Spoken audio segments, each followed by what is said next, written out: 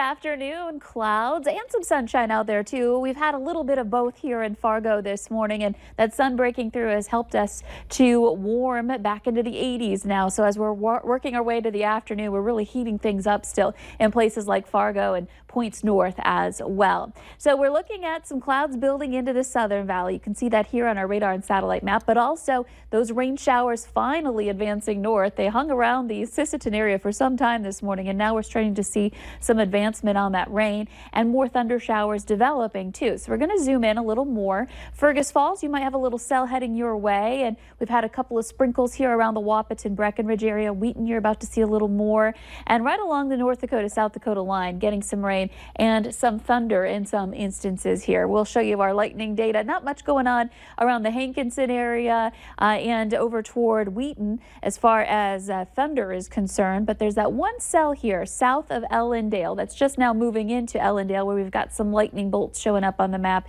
indicating some strikes there back over to the Hecla area, and this is moving to the north and east. So as we turn on our storm tracks here, you can see the direction, and generally speaking, some small hail detected here. We're looking at a 1/10 or 2/10 of an inch of hail, or diameter hail, as it moves off to the northeast here this afternoon. So small hail, if we are seeing any at all within that particular storm. But this is an area where we are getting some development. You can see over the last couple of hours there really wasn't anything there, and now some of those storms are starting to pop. So we're going to keep an eye on that area, and of course the rain and thunder that's lifting northward now this afternoon south of Fargo. So here's a look at our temperatures. We mentioned this earlier. It is cooler under the clouds. That's where we're into the low 70s. Fargo at 82. It's 81 in Grand Forks. We're looking at some low 80s as well up along the Canadian border. The wind has been picking up. We've already got a gust now to 30 miles per hour in Fargo out of the south or southeast, depending on where you are. That's generally where we're getting our wind from. It's a 32-mile-per-hour gust in Oaks.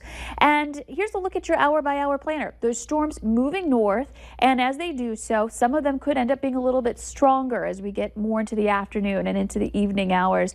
We could end up with a couple of storms that go severe with the potential for 1-inch diameter hail or some wind gusts that reach that 60-mile-per-hour mark. They shouldn't be numerous or widespread, but still the potential's there.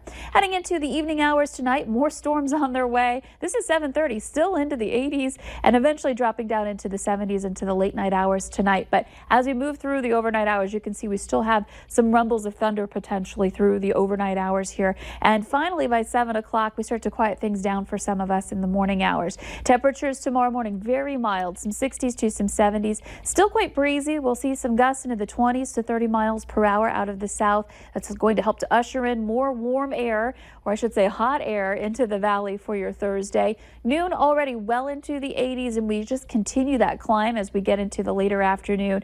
Mid-upper 80s for your highs tomorrow. So very toasty with that stronger wind, and dew points will be high, meaning it will feel muggy, uncomfortable as we get through the daytime hours, especially during the warmest time of the day. Tomorrow night, things do start to quiet down, but we still have some chances for some rain and thunder on your Thursday as well. We could see some of those turn severe too, especially in the afternoon hours. And then Friday, that's when we start to get a little bit of a break from the rain, but not so much of the heat. We'll still be in the 80s and even 90s heading into your Memorial Day weekend. And for Memorial Day itself, a chance for a little lingering rain and thunder in the morning hours, and then things do start to clear is how it's looking at the moment. Of course, if you're concerned, definitely make sure you check back with us, and we'll be keeping you posted. Even today, there are those storm chances today. All right. Thank you very much, Lisa.